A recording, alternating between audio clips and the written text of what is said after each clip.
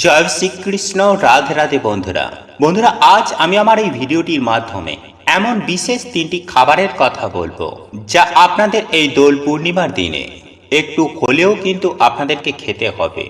সাথেই বন্ধুরা আমি আপনাদেরকে এটাও জানিয়ে দেব যে এই দিনে কোন রঙের আবির আপনারা ভগবান শ্রীকৃষ্ণ ও শ্রীমতী রাধারানীর চরণে দিলে মনোবাসনা পূর্ণ হয়ে যায়। বন্ধুরা আমি সবার প্রথমেই আপনাদেরকে বলে রাখি যে এই দোল পূর্ণিমায় রয়েছে চন্দ্রগ্রহণের ছায়া, অর্থাৎ আগামীকাল সকাল 10:23 থেকে দুপুর 3:02 পর্যন্ত থাকছে বছরের প্রথম চন্দ্রগ্রহণ।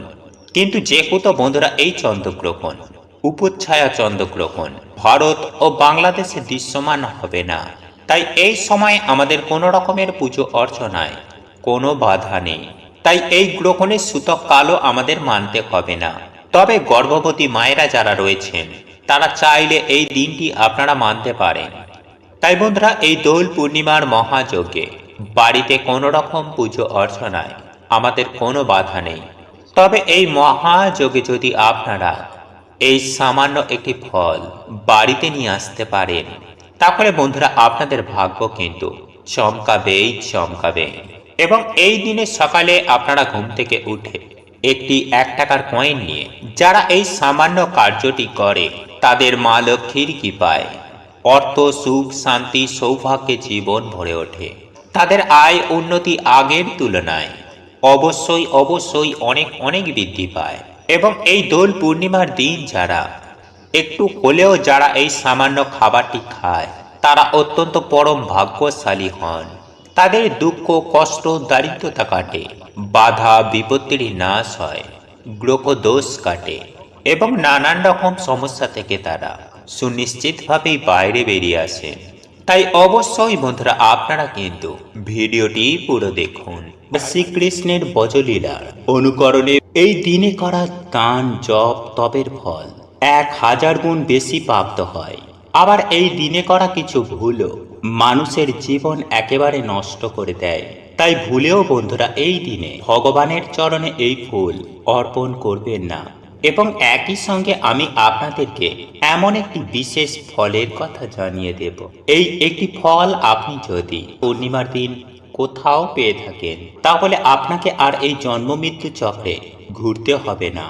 আর যারা মন্দিরে যেতে পারবেন না, তারা বাড়িতেই রাধা কৃষ্ণের সামনে একটি প্রদীপ অবশ্যই জ্বালাবেন। বন্ধুরা প্রদীপ 3 ধরনের হয়: 1 কর্পূরের প্রদীপ, 2 তিলের প্রদীপ ও 3 ঘিয়ের প্রদীপ। বন্ধুরা আপনারা আপনাদের সাধ্য ও সামর্থ্য অনুযায়ী এর মধ্যে যে কোনো একটি প্রদীপ আপনারা ভগবানকে অর্পণ করবেন। তাই বন্ধুরা চলুন বেশি দেরি না করে এইবার আমরা জেনে নিই যে কোন সেই ফুল। বন্ধুরা পদ্মপুরাণ অনুসার আপনারা যে কোনো সুন্দর ও সুগন্ধি ফুল আপনারা ভগবানকে অর্পণ করতে পারেন। তবে রক্তবর্ণ গন্ধহীন অকালে উৎপন্ন হওয়া এই সমস্ত ফুল ভগবানকে অর্পণ করবেন না। বন্ধুরা পদ্মপুরাণে বলা হয়েছে পোকামাকড় লাগা মাকড়সায় বাসা করেছে জীর্ণ শীর্ণ এমন ফুল দিয়ে ভগবানের পুজো করা উচিত নয়। জ্ঞানমালা শাস্ত্র অনুসার 20 অবস্থায় কোনো ফুলকে ভগবানকে অর্পণ করবেন না। বাসি ফুল অযোগ্য হলেও পদ্ম বকুল এই সমস্ত ফুলে কিন্তু কোনো দোষ হয় না। শাস্ত্র অনুসারে কিছু ফুল ভগবানকে অর্পণ করতে বারণ করা হয়েছে, আর তা হল ধুতুরা, অর্ক, করবী, জিষ্টি, গিরিকর্ণিকা, কষ্ঠকারী, শালমলি, কালকুটজ। এই সমস্ত ফুলও পরমেশ্বর ভগবান শ্রীকৃষ্ণকে অর্পণ করবেন না। আর যে সমস্ত ফুল ভগবানের খুবই প্রিয় তা হল মাধবীলতা, কৃষ্ণকলি, কদম, চন্দন জবা, টগর। এই সমস্ত ফুল আপনারা ভগবানকে অর্পণ করতে পারেন। চলুন এইবার আমি আপনাদেরকে জানিয়ে দিই যে এই পবিত্র পূর্ণিমার দিন আপনারা কি খাবেন না। আর সেই খাবারগুলি হলো বন্ধুরা শিম, বরবটি, নালিতা, গাজর, মূলো, সজনে, পটল, বেগুন, কলমি শাক, মাসকলাই, মুসুর, তিল, সরিষা, মধু, সেদ্ধ চালের অন্ন, মাছ, মাংস, ডিম, আচার, মাদক দ্রব্য। বন্ধুরা যদি আপনারা এতগুলি খাবার ত্যাগ করতে না পারেন, তাহলে অন্ততপক্ষে এই দিন মাছ, মাংস, ডিম, পেঁয়াজ, মূলো, কচু ও মাদকদ্রব্য খাবেন না। এই খাবারগুলি খাবার ফলে ধন নাশ হয়। বন্ধুরা, এই দিনে আপনারা বেশি বেশি করে ভগবানের নাম কীর্তন শুনবেন, পরনিন্দা করবেন না। বন্ধুরা, শাস্ত্র অনুযায়ী একটু হলেও সবাইকেই খেতে হয় এই জিনিসটি। এতেই বন্ধুরা ভগবানের কৃপায় আপনারা অত্যন্ত ভাগ্যশালী হবেন এবং সারা বছর আপনারা সুস্থ ও নিরোগ থাকবেন। তাই বন্ধুরা, আজকের এই ভিডিওটি আমরা 3টি এমন খাবারের কথা বলবো যা আপনাদেরকে এই দিনে একটু হলেও খেতে হবে। বন্ধুরা, এই দোল পূর্ণিমা তিথিতে ভগবান ধনী গরিব বিচার না করে সবাইকে প্রেমের রঙে রাঙিয়ে তোলেন। তাই সেই থেকেই বন্ধুরা এই দোল উৎসবের প্রচলন শুরু হয়। তাই এই দিনে বন্ধুরা ভগবান শ্রীকৃষ্ণ ও রাধারানীর চরণে যদি আবির না দেওয়া হয় তাহলে এই দোল উৎসব কিন্তু সম্পূর্ণ বৃথাই থেকে যাবে।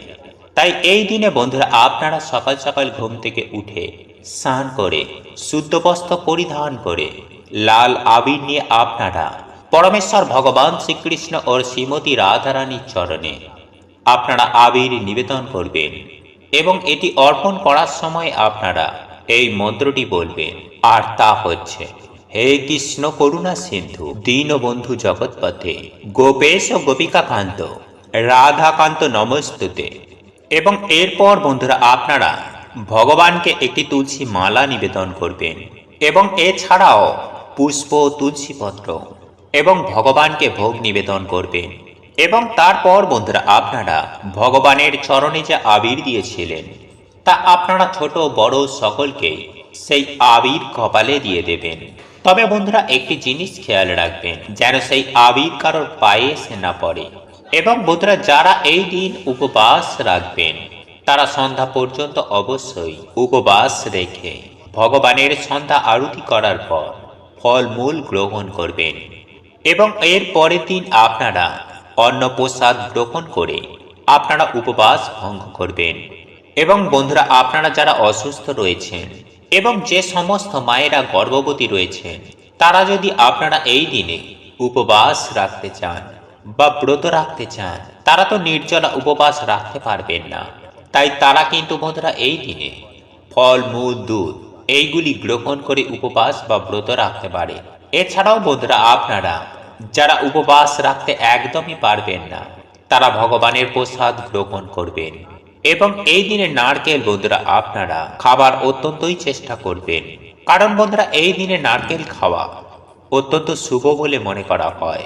এছাড়াও এই দিনে মিষ্টি রুটি আপনারা পারলে অবশ্যই সেবন করুন, মানে আটাতে চিনি মিশিয়ে তা দিয়ে আপনারা একটি মিষ্টি রুটি বানিয়ে তা ভগবানকে দিয়ে সেই প্রসাদ আপনারা গ্রহণ করুন। এতেই বন্ধুরা গ্রহদোষ, বিভিন্ন অভিশাপের নাশ হয়ে যায়। তাই এই দিনে বন্ধুরা এই খাবারটি খেতে একদমই ভুলবেন না। এছাড়াও বন্ধুরা আপনারা এই দিনে কিন্তু কোনো রকমের আমিষ খাবার একদমই খাবেন না। সন্ধ্যাবেলায় ভগবানের আরতি করে তুলসী মঞ্চে সন্ধ্যা দেবার পর আপনারা রাতে ঘুমানোর আগে কিন্তু একটু হলেও এই খাবারটি মুখে দিতে ভুলবেন না, আর তা হচ্ছে বন্ধুরা ছোলা অথবা ফুট কড়াই। এবং তা বন্ধুরা আপনারা আগে থাকতে ভগবানকে অর্পণ করে রাখবেন এবং সেই প্রসাদ আপনারা বাড়ির সকলে মিলে গ্রহণ করবেন। বন্ধুরা এই দিনে এটি খেলে মানুষের গ্রহ দোষ, শনি বাধা নাশ হয়ে যায়। এবং এই দিনে নারিকেল খেলে, ভগবানের পুজোয় নারকেল দিলে এতে মা লক্ষ্মী অত্যন্তই প্রসন্ন হন, ফলে মানুষের আর্থিক ভাগ্য খুলে যায়। তাই বন্ধুরা এই দিনে আপনারা এই খাবারগুলি খেতে একদম ভুলবেন না। অন্যের বাড়িতে এই দিনে ভোজন করবেন না, আর কোনো ধরনের বাজে কাজ যেটা শাস্ত্রে বারণ করা হয়েছে তা এই দিনে ভুলেও করবেন না। বন্ধুরা 18টি পুরাণের মধ্যে গরুর পুরাণে ভগবান বলছেন, এই 7 জন ব্যক্তির বাড়িতে কখনোই আমাদের অন্নভোজন করতে নেই, নইলে দুর্ভাগ্য, রোগ, ব্যাধি আমাদের পিছন ছাড়ে না। কারণ বন্ধুরা আমাদের এই শরীর হচ্ছে খাদ্য শরীর, তাই সরাসরি খাবারের প্রভাব এসে আমাদের এই শরীরে ও মনে পড়ে। আর গরুর পুরাণে ভগবান বলছেন, এই 7 জন ব্যক্তির বাড়িতে আমরা কখনো যদি খাবার খাই তাহলে আমাদের জীবনে নরক যন্ত্রণার মতো দুর্ভাগ্যকে ভোগ করতে হবে। তাই কোন সেই 7জন ব্যক্তি চলুন আমরা জেনে নিই। তবে তার আগে বন্ধুরা ভিডিওটিতে একটি লাইক দিয়ে জয় শ্রীকৃষ্ণ রাধে রাধে লিখে কমেন্ট অবশ্যই করুন। নাম্বার 1, বন্ধুরা যারা কালা জাদু, টুকটাক বা ব্ল্যাক ম্যাজিক এগুলো বেশি করে, বন্ধুরা এমন বাড়িতে কিন্তু আপনারা ভুল করেও খাবেন না। এমনকি প্রসাদও যদি তারা দেয়, সেই প্রসাদও কিন্তু আপনারা খাবেন না যদি সেই পুজোতে আপনারা নিজেরা যদি না যান বা নিজের চোখে যদি না দেখেন। নাম্বার 2, যে বাড়িতে রিসেন্টলি কোনো অল্প বয়স্ক মানুষের অকাল মৃত্যু হয়ে গেছে, বন্ধুরা এমন বাড়িতেও কিন্তু আপনারা এই সময়ে খাবেন না। বিশেষ করে যারা মহিলারা আছেন অথবা অসুস্থ যারা রয়েছেন। এবং বন্ধুরা যদি আপনারা পারেন তাহলে এই সময় অবশ্যই তাদের কিছু সাহায্য করবেন, কারণ সেই সময় তাদের বাড়ির লোকে মনোবল খুবই দরকার। নাম্বার 3, চরিত্রহীন মহিলাদের বাড়িতে, বন্ধুরা গরুর পুরাণ অনুসার যে সকল স্ত্রীরা নিজের ইচ্ছায় এমন অধর্মযুক্ত কাজ করেন, এমন বাড়িতেও কিন্তু বন্ধুরা ভুলেও কোনো খাবার খেতে নেই। কারণ বন্ধুরা এমন বাড়িতে খাবার খেলে মানুষের মন দূষিত হয়ে যায়, ফলে মানুষের এতে পূর্ণ ক্ষয় হয় এবং সৌভাগ্যের নাশ হয়। নাম্বার 4, যারা অন্যকে ঠকিয়ে টাকা অর্জন করে, বন্ধুরা যে টাকা অন্যের চোখের জলের বিনিময়ে রোজগার হয়, সেই টাকা কখনোই মানুষকে শান্তি দেয় না। তাকে একদিন না একদিন তার পরিবারকে বা তাদের সন্তানের কাছ থেকে দুঃখ ভোগ করতে হবে। তাই এই বাড়িতেও বন্ধুরা অন্যের মধ্যে অন্যের চোখের জল ও অভিশাপ রয়েছে। তাই এমন অন্ন খেয়ে মানুষের শুধু অভিশাপ ও দুর্ভাগ্যকে আমরা আমাদের জীবনে ডেকে নিয়ে আসি। নাম্বার 5, বন্ধুরা যে সকল ব্যক্তিরা অন্যের নিন্দা করে, এমন বাড়িতেও কিন্তু বন্ধুরা আপনারা ভুলেও খাবেন না। কারণ বন্ধুরা নিন্দা হচ্ছে এমন একটি জিনিস যা মানুষের সৌভাগ্য নষ্ট করে দেয়, ফলে এমন বাড়িতে খেলে মানুষের পূর্ণ নষ্ট হয়ে যায় এবং সৌভাগ্যের নাশ হয়। নাম্বার 6, বন্ধুরা যারা সদা সর্বদাই অন্যকে হিংসা করে, যারা সহজেই রেগে যায়, বড় ছোটর জ্ঞান রাখে না, অন্যকে এই ছোট বড় কথা বলে দেয়, এমন মানুষের বাড়িতেও কিন্তু বন্ধুরা আপনারা খাবেন না। কারণ বন্ধুরা আমরা প্রত্যেকেই জানি যে যেমন পরিবেশ, যেমন সংকল্প নিয়ে আমরা খাবার খাই, তেমনই আমাদের শরীর ও মনের অড়া তৈরি হয়। তাই এর জন্যই দেখবেন যখন আমরা কোনো মন্দিরে প্রসাদ খাই, তখন আমাদের মন প্রাণ আত্মা সব যেন পবিত্র হয়ে যায়। এবং যখন আমরা কোনো শ্রাদ্ধ বাড়িতে খাই, তখন আমাদের মন প্রাণ যেন একটা কেমন ভার ভার হয়ে যায়। নাম্বার 7, বন্ধুরা যাদের মধ্যে করুণা নেই, দয়া নেই, মায়া নেই, পশুর মতন আচরণ করে, এমন বাড়িতেও কিন্তু আপনারা কখনোই খাবেন না। তাই বন্ধুরা এই ভুলগুলি আপনারা না তো করবেন, না তো এমন বাড়িতে আপনারা খাবেন।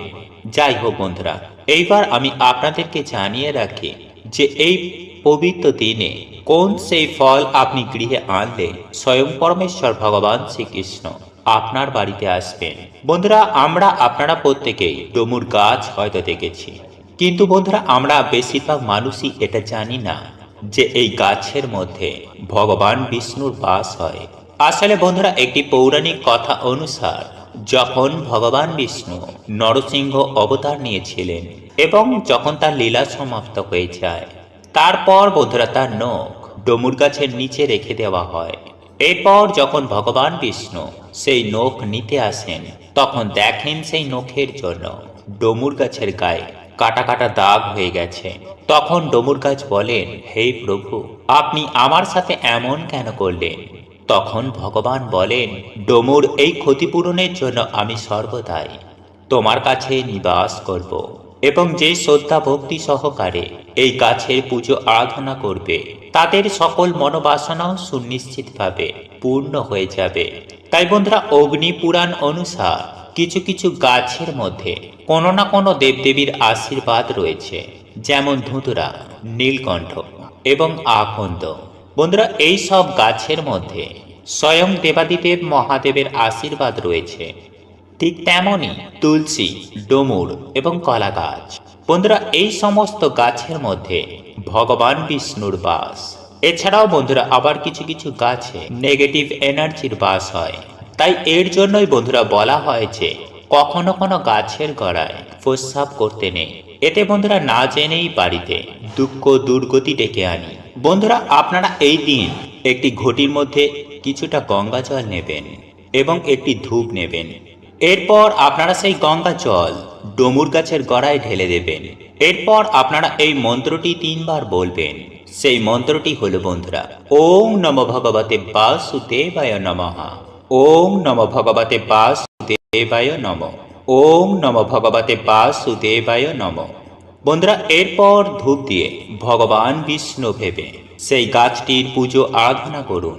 তারপর আপনারা হাত জোড়ো করে আপনারা যে সমস্যায় রয়েছেন তা ভগবানকে বলুন। বলবেন, হে প্রভু, আমার জীবনে অনেক কষ্ট।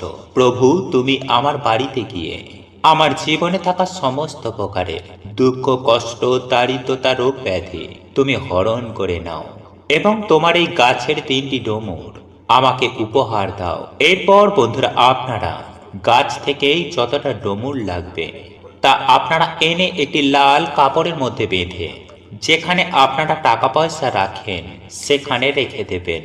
বন্ধুরা একটি ডমুর আপনারা একটি লাল কাপড়ের মধ্যে রেখে আপনাদের যে সদর দরজা রয়েছে দরজার ওপরে টাঙিয়ে দিন। আর একটি ডমুর আপনারা শোবার যে বালিশ রয়েছে তার মধ্যে একটি লাল কাপড় জড়িয়ে একটি ডমুর রেখে দিন।